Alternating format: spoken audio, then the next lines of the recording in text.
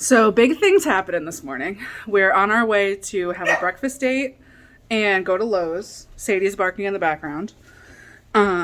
Because I think next weekend we're bringing our piglets home, which is really exciting.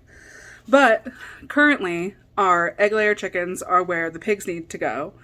And we do have a chicken tractor that we could put them in, but we kind of have a few design changes that we want to make from the one we used last year.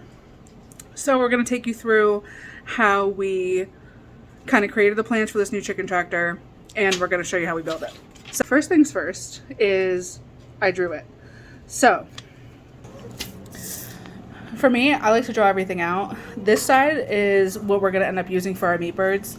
And then the one that we're focusing on right now is the eggs.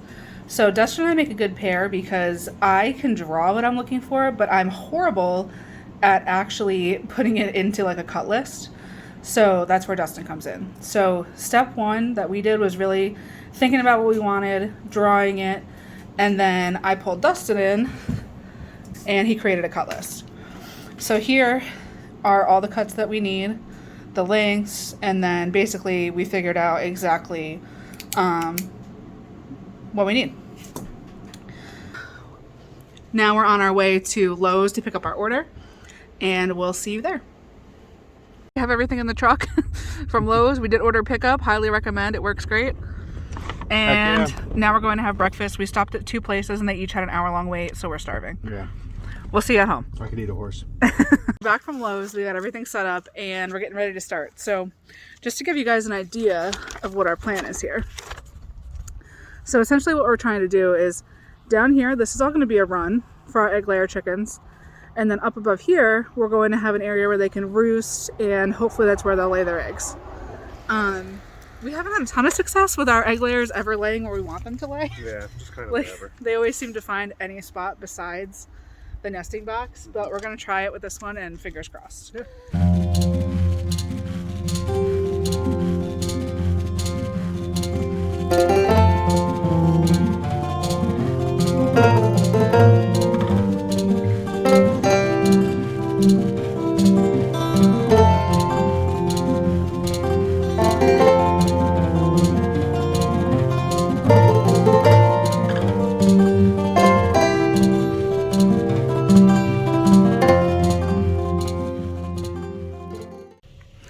Okay, so I'm actually on my way to work right now, but I wanted to give you a quick look at where we ended day one.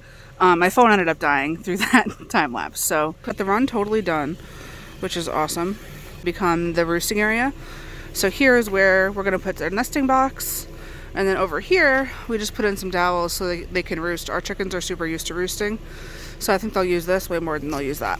But we're starting basically like day 2.5. The only thing that we've done since I last took the clip when I was on my way to work was we put up this piece of corrugated plastic, I think that's what it's called, on the backside of the roosting box.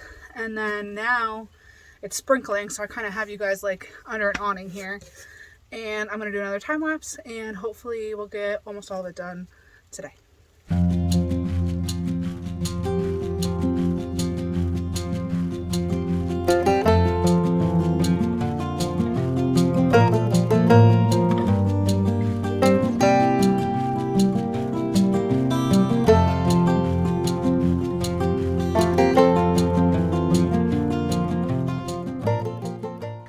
All right, again, I'm on my way to work, but we kept working last night after it got dark. Got a lot done. So all the chicken wire is done along the bottom, and I started to do up top here. It got too dark for me to do anymore, so that's why I stopped. I'll probably finish that tonight when I get home from work. And the part that's I think is the coolest is that the roosting box is done. So like I said, really the only thing that's left is finishing that chicken wire. So I'll update you when that's done. Okay, so it's been about almost a week since we finished the chicken coop, our new one, right, Dust? Yep. And I just want to show you guys how it's worked so far for the past week. Here's the finished product. I found that cute sign when I was like shopping the other day and I bought it and just put a screw through it and stuck it there. But the thing that we love about these tractors is you can clearly see that's where they were, and then we moved them over here onto fresh grass. We ended up putting in a door right here. We have to redo it because apparently I can't measure, but makes it super easy to get their food in there. And we're actually having awesome luck with them laying their eggs in the roosting box exactly like we wanted, which we've never had luck with before. So I think this design, like I was hoping, it really just encourages them to be on that side for laying. For the most part, so far anyway, they seem to be enjoying being over here. So all 7 of them at night will just sleep up here and keep each other warm and all that good stuff. So like I said, it's working great so far.